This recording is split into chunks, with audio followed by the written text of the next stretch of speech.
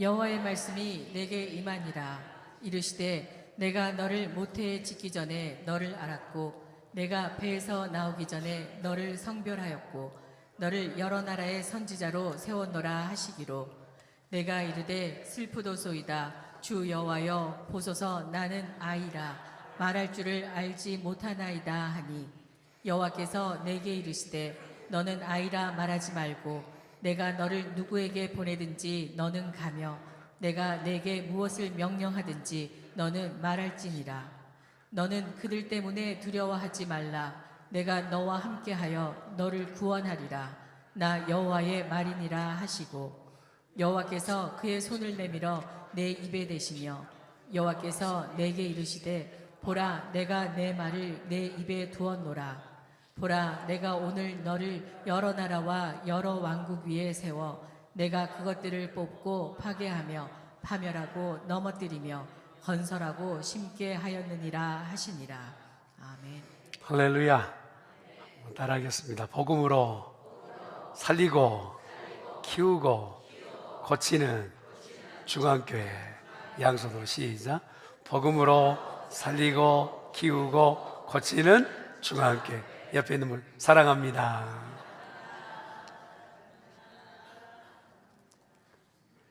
기독교인은 하나님의 뜻을 성취하기에 부름받은 존재들입니다.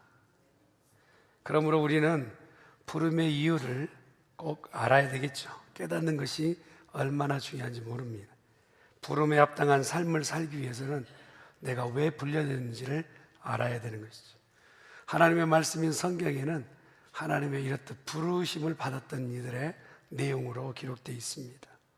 죄를 짓고 나무에 숨어 있었던 아담을 하나님이 부르시죠. 아담아, 아담아 부르십니다.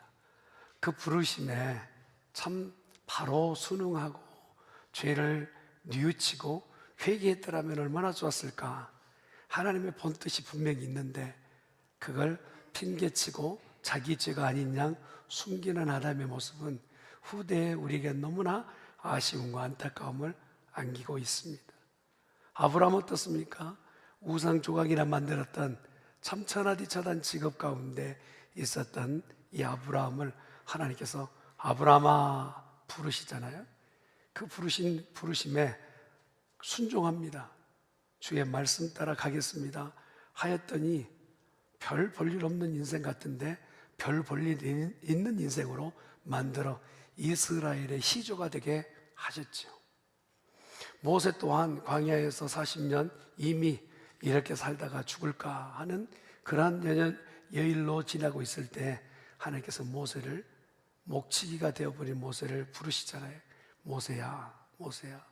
그 부르심 앞에 모세가 대답하고 그런 이스라엘을 애굽에서 건져내는 영도자의 역할을 감당하게 됩니다. 이사야 또한 하나님께서 부르셔서 이사야야 하였더니 부담스럽고 어렵지만 무엇을 내게 맡겨주실지 그 일에 순종하여서 나라와 민족의 죄상을 밝히며 그들이 회개하는 자리에 그리고 앞으로 있게 될 역사에 예수님이 오셔서 어떻게 사역하실까지도 내다보는 그런 위대한 선지자로 하나님께서는 사용하신 것을 보게 됩니다.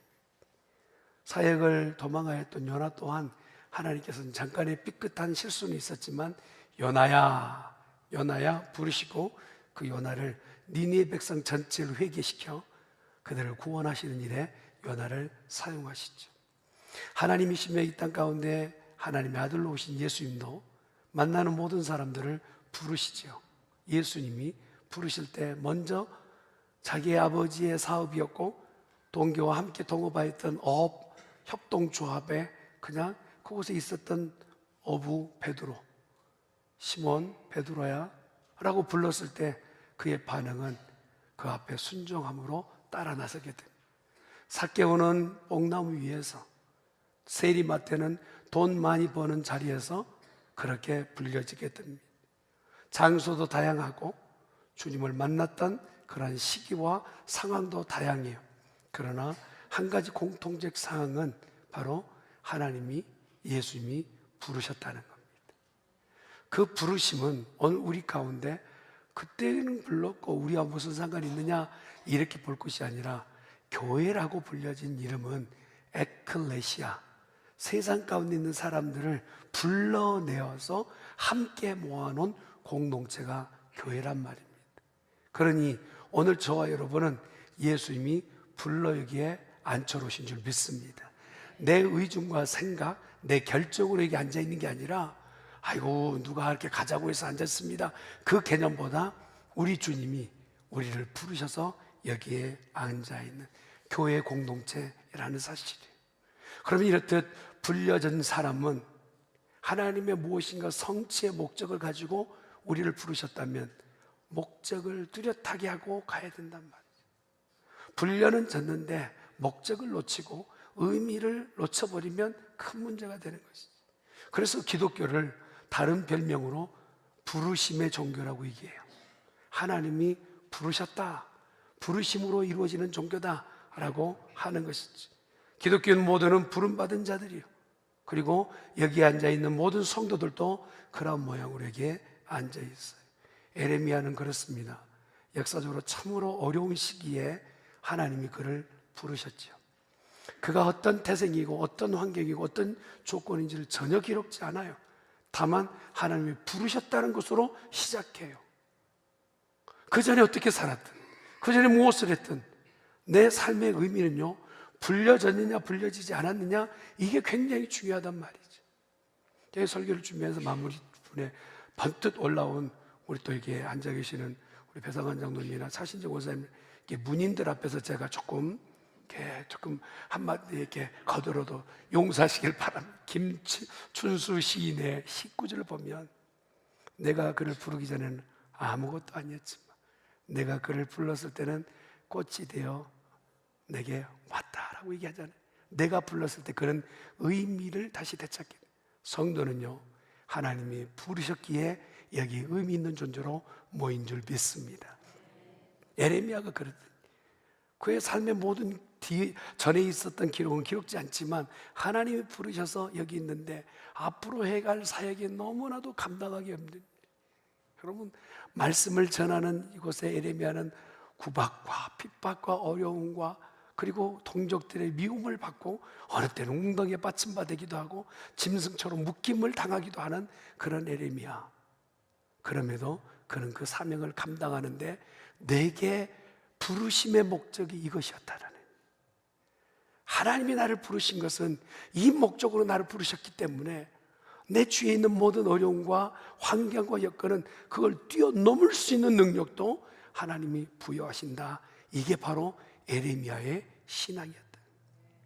우리를 부르심, 이것을 깨닫는 것이 굉장히 필요하고 또 믿음의 주요한 조건이 됩니다. 피리를 불어도 춤추지 않는 세대, 누군가 울고 있어도 그 울음에 대해서 묻거나 같이 하고자 하는 그런 마음이 없는 세대, 이 세대가 오늘 우리가 살고 있는 세대. 무감각, 무정, 무관심, 그리고 무반응인 시대, 이게 우리가 살고 있는 시대죠. 누군가가 부르면 그 부름에 이유가 있지 않겠어요? 부모님이 자녀들을 부를 때는 여러분 그러잖아, 돌씨가 뭐 누구야 이렇게 부르면 부모님이 부를 때는 이유가 있지 않겠어요? 근데 보통 아이들이 사춘기를 지나면 부르면 대답이 없더군요. 특히나 남자아이들은 사춘기 때는요 100번 불러도 대답은 자기는 대답했다는데 들리지 않는, 이게 성향적으로 그래. 오늘날 성도를 하나님께서 부르셨는데 불러도 대답이 없어. 부르심에 반응이 없어요. 부르심에 관심이 없어요. 그리고 그 불려져 앉아 있는데 무엇 때문에 하나님 나를 부르셨는지 그것에 대해서 묻거나 답을 얻거나 삶의 의미를 찾고자 하는 그 열정과 열망은 다 식어져 버린 세대인 거예요. 그래서 하나님께서 에레미야에게 불러내시고 말씀, 우리가 이제 앞으로 좀 우리 교회가 산악팀도 다시 부활해서 산에 올라갔으면 좋겠는데, 정상에 올라가서 여러분 이렇게 하잖아요. 정상에 딱 올라가면 뭐라고 얘기하죠? 잘 모르세요? 산의 정상에 오르면 야호하잖아요. 근데 여러분 왜 야호를 하느냐면 내가 부른 만큼 무엇인가 반응을 듣기를 원하는 거예요. 하나님 우리를 부르셨을 때 그 부르심의 반응을 기대하고 계십니다. 분명히 부르면은 응답이 있어야 되죠. 자녀를 부르면 자녀가 아빠, 엄마라고 하는 대답이 있어야 돼요. 메아리도 야호하면 최소한 야호의 그 정도 등급은 아니라도 반응이 있어야 되는 것이죠. 하나님 광야에서 양을 치는 모세를 불렀을 때 즉각적으로 반응을 합니다. 성전에 사무엘이 누워 자고 있었던 그 어린 아이의 사무엘을 불렀을 때 반응합니다. 고기 잡던 베드로를 불렀을 때 베드로는 반응합니다. 그리고 장소와 형태는 달랐지만 모든 이가 듣고 반응합니다. 어떻게 그걸 반응할 수 있느냐? 들을 수 있는 귀가 있는 자는 그걸 듣고 반응한다. 신체적으로도요, 여러분 무언가 형태는 가지고 있지만 기능을 하지 못하는 일을 장애라고 얘기를 해요. 영적으로도 무엇인가 외부적으로는 보았을 때는 성도인 것 같아 보이지만 기능을 제대로 역할하지 못하는 것을 영적 장애라고 얘기해요. 하나님은 계속 책에서 부르시고 하나님은 계속해서 말씀하시는데 그 말씀에 내게 와닿지 않거나 반응할 수 없다면 이건 우리 다시 심각하게 생각해 봐요. 하나님 말씀하시면 듣는 귀 있어 들을 수 있기를 예수님의 이름으로 축원합니다. 예레미야는 자기를 부르신 하나님 앞에 반응합니다. 5절 말씀이죠. 같이 봅니다. 시작. 내가 너를 모태에 짓기 전에 너를 알았고 내가 배에서 나오기 전에 너를 성별하였고 너를 여러 나라의 선지자로 세웠노라 하시기로. 하나님이 아예 내가 태어나기 전에 복중에 태중에 나를 부르셨다라는, 모세처럼 아브라함처럼 그렇게 어느 장성해서가 아니라 아예 태중에서 복중에서도 부르셨다는 이것이, 이게 아멘 되기가 쉽겠어요? 근데 오늘 에레미야는 아멘 하는 거예요. 복중에 있을 때부터 하나님 나를 부르셨다. 나를 태어나기 전부터 나를 부르셨다. 이미 하나님의 백성으로 정하신 것은요, 하나님께서 이 정도 하니까 좋겠다 해서 우리를 인정하신 것이 아니라 우리가 태중에 생기기도 전에 하나님 우리를 선별하시고 뽑으신 줄 믿습니다. 그렇게 부르신 거예요. 그런데 아까 말씀드렸지만 왜 우리를 부르셨는가에 대한 질문이에요. 부르셨으면 이유가 있을 거 아니에요. 오늘 보니까 너를 열방의 선지자로 불렀다 말씀하세요. 이사야 선지자는 누가복음을 통하여서 이렇게 다시 한번 검증을 하죠. 누가복음에 있는 말씀을 보십시다. 시작. 주의 성령이 내게 임하셨으니 이는 가난한 자에게 복음을 전하게 하시려고 내게 기름을 부으시고 나를 보내사 포로된 자에게 자유를, 눈먼 자에게 다시 보게 함을 전파하며 눌린 자를 자유롭게 하고 주의 은혜의 해를 전파하게 하려 하심이라 하였더라. 성도들은 하나님의 뜻을 성취하는 자들로 불러졌다. 제가 서론에 말씀을 드렸죠. 하나님 우리를 부르신 것은 하나님의 뜻을 실현하기 위해서 우리를 부르셨다는. 근데 어떤 뜻을 가지고 계시느냐? 구원받을 자를 구원하기를 원하세요. 아멘. 눈먼 자를 눈뜨게 하기를 원하시고 포로된 자를 자유케 하기 위해서 우리에게 먼저 불러내셔서 이 자리에 앉혀 주셨다는. 에레미야는 열방을 향한 하나님의 그 열심을 보게 된 겁니다. 아니, 이 사람도 구원하시려고요? 이렇게 속썩이는 민족을 구원하시려고요? 늘 하나님의 말씀과는 정말 등 돌리고 있는 이 세대를 살리시려고요? 반문하지 않아요. 하나님이 구원하시려고 계획하셨다면 제가 당하는 수치, 제가 어려움 당하는 이것은 내가 짊어지겠습니다. 다만 이 수치와 고통을 당하여 누군가가 구원받는다면 그 일을 이루시고 영광받아 주시옵소서. 이게 이사야 선지자의 마음의 태도예요. 에레미야도 이 뜻을 보게 된 거예요. 하나님이 나를 통하여서 일을 이루신다면 그 일을 이루어 주시옵소서. 그러나 우리는 그만한 능력과 자질이 없다는 걸 알아요. 내가 누구에게 가서 눈먼 자를 눈뜨게 할 수 있나요? 포로된 사람을 포로에서 자유케 할 수 있어요? 영혼에 정말 신음하고 있는 사람에게 그 신음이 바뀌어서 노래되게끔 만들 수 있나요? 우리는 할 수 없다라는. 그래서 에레미야가 나는 아이요, 나는 아무것도 할 수 없습니다, 나 자신이 무능력함인 것을 먼저 고백하게 되는 것이죠. 신앙의 첫 단계는 내가 누구인지를 깨닫는 거예요. 한번 따라합시다. 너 자신을 알라. 그리고 말씀은 아니지만 굉장히 중요한 얘기 아니겠어요? 옆에 있는 분한테 집사님 자신을 알랍니다.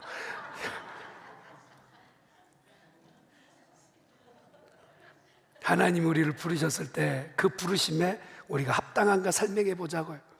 제가 이번에 트럼프 대통령이 대통령 되셨는데 그리고 전화를 저한테 해 왔다고 생각해 봅시다.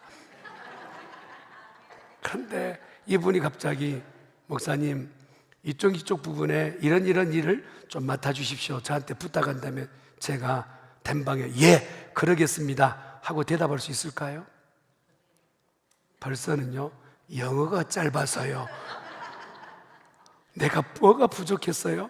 나 자신을 내가 알거든요. 그런데 천지를 운행하시는 그분이 나를 불러주셨어. 그러면서 뭔가 당부하고 싶으시대. 그런데 우리의 태도는, 우리의 자세는 하나님 나는 무능합니다. 나는 부족합니다. 실력 없습니다. 정말 뽑아 세울 자를 세우시지 나같이 부족한 자를 세우시려 합니까? 이게 우리의 태도여야 된다. 할렐루야. 교만하면 머무를 은혜는 없어요. 그러나 겸손하면 포용할 수 있는 은혜가 머무르게 되는 거예요. 저는 우리 중앙교회 성도들이 하나님이 우리를 부르셨다면 늘 겸손함으로 반응할 수 있기를 예수님 이름으로 축원합니다. 내가 죄인인 것을 깨닫는, 주님 나는 죄인인데요 나같이 부족한 자가 없는데요 어떻게 주의를 하겠어요? 아까 잠깐 말씀드렸지만 대통령이 저를 불러 그곳에 침식에 초대한다면 여러분 제가요 어떻게 해서든지 때 빼고 광내서 나가게 될 거예요. 옷도요 가장 좋은 것을 입고 나가지 않겠어요? 그게 오늘 우리가 하나님 앞에 서야 될 모습인 줄 믿습니다. 하나님이 우리를 불러주셨다면 무능한 줄 알아요. 부족한 줄 알아요. 그럼에도 하나님 우리를 부르신 겁니다. 출애굽기 4장 10절 말씀 한번 볼까요? 시작. 모세가 여호와께 아뢰되 오 주여 나는 본래 말을 잘 하지 못하는 자니이다. 주께서 주의 종에게 명령하신 후에도 역시 그러하니 나는 입이 뻣뻣하고 혀가 둔한 자니이다. 내가 할 수 있다가 아니라 나는 할 수 없습니다. 깨닫는 것이 신앙이고 내가 가지고 있는 내 능력 아니고 내 재물 아니고 내가 가지고 있는 시간 너무 한계치 있습니다. 나는 부족합니다. 이걸 끝난 것이 겸손으로 가는 길이라는 거예요. 내가 가지고 있는 것조차도 내 것이 아니라고 말할 수 있는 그 단계, 그게 바로 겸손의 첫 단계인 것이죠. 나는 할 수 있습니다.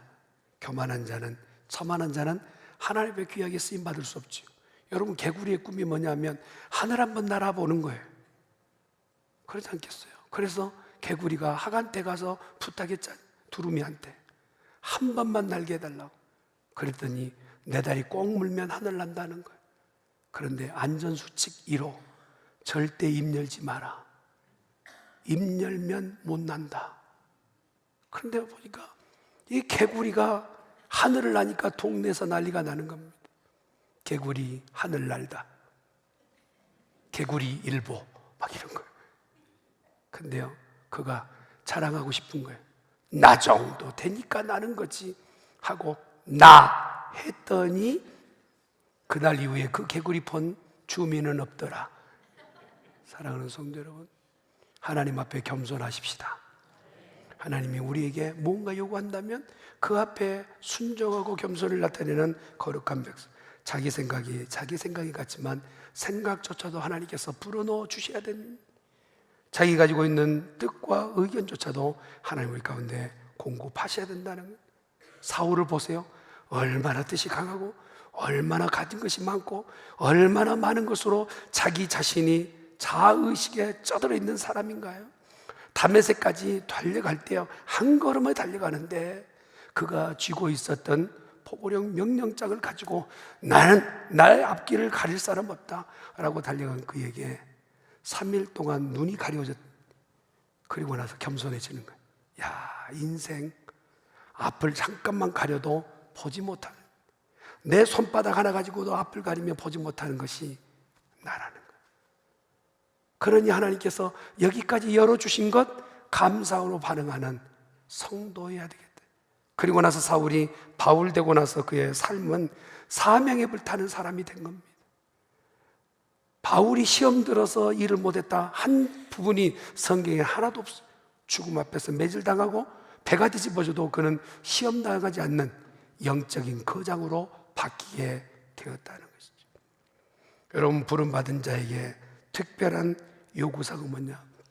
나를 불러주셨다면 나의 부족함을 인정하고 겸손함으로 순종함으로 나아가는 거룩한 우리 중앙의 가족들 되기를 예수님으로 축원합니다. 하나님도 내가 부족한 줄 아세요. 내가 아직도 연약한 줄 아세요. 그런데 그 부름받은 자들에게는요, 부름받은 자의 능력으로 일하시는 게 아니에요. 이민철을 부르셨다면 이민철이 갖고 있는 그 능력으로 하나님이 일하시는 게 아니에요.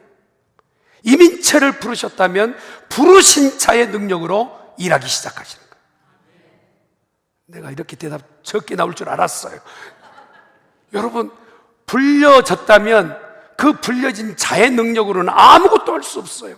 그러나 부르신 자의 능력으로 일은 시작되는 줄 믿습니다. 하나님이 우리를 부르셨다면 오늘 우리 능력이 아닌 하나님의 능력으로 일을 이루실 줄 믿습니다. 우리가 지금 이 시간 이곳에 교회라고 모여있고 부름받은 자들로 우리가 이곳에 모여있다면 오늘 우리가 의지하고 의리해야 될 것은 뭐냐? 하나님의 능력을 의지하는 성도가 되길 예수님의 이름으로 축원합니다. 내게 능력 주시면 그 일하겠습니다. 그게 아니라 그 능력, 그 직분을 주셨으니 그 직분에 감당할 수 있도록 내게 능력을 부어주시옵소서 하는 지혜로운 자가 되어야 된다는, 나를 부르신 뜻을 분명히 깨닫고 성령의 권능을 의지하여서 한 걸음씩 나아가다 보면 우리 중앙교회는 하나님의 뜻에 부합하는 가장 적절한 교회가 될 줄 믿습니다. 예레미야는 본문의 예레미야 자신의 특징 중에 하나가 경험한 것을 얘기해요. 근데 그 경험이 뭡니까? 이 땅을 하나님께서 쓸어버리시겠다는,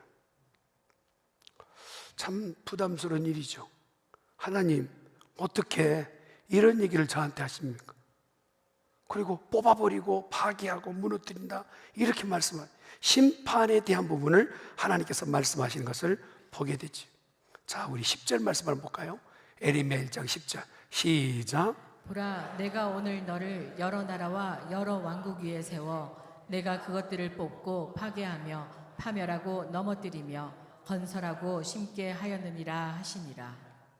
하나님의 뜻이 분명해요. 그 뜻을 전달하기 위해서 예레미야를 세운 겁니다. 그런데 사람이 복 받으십시오, 잘 될 겁니다, 이 말이 쉽지, 아이고 당신 망합니다, 하나님께서 뽑아버리신답니다, 이 말이 쉽겠냔 말이에요. 예레미야는 하나님이 이 말씀을 달아주시니까 그 말씀대로 가서 증거하기 시작해요.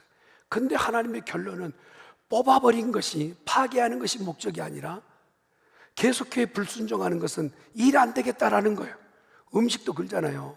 음식을 만들다 보면 이것저것 잘해보겠다 했는데 무슨 좀 타버렸다든지 재료가 잘못 들어갔다든지 하면은 그걸 다시 해야 되잖아요.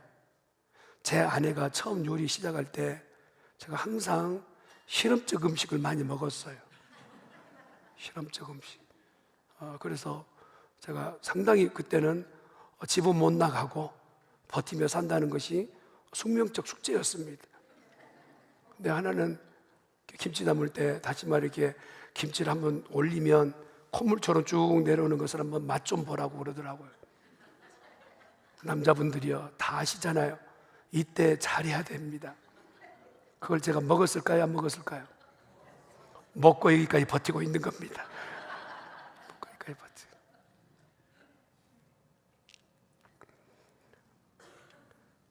잘 안 될 것 같아, 이 음식은.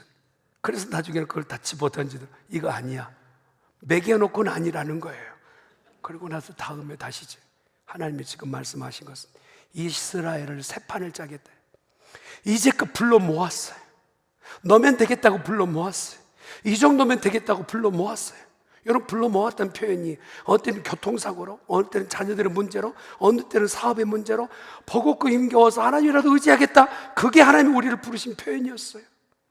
그렇게 불려져 모여있는 인생들에게 하나님께서 명확한 뚜렷한 뜻을 보여주시는데 안 하는 거예요. 움직이지 않는 거예요.